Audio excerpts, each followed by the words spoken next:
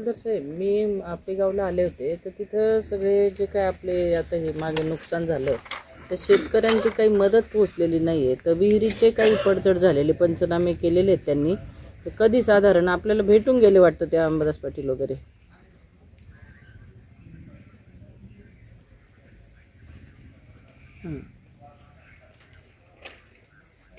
हां, EGS मधून दुरुस्तीचे प्रस्ताव तयार करणार आपण. बरं. आणि हे बाकीची जी काही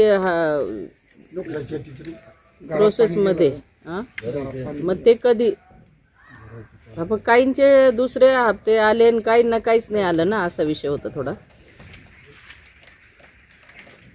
हां,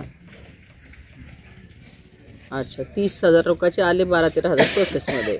अंदाजे किती दिवसात येतील बरं? बरं.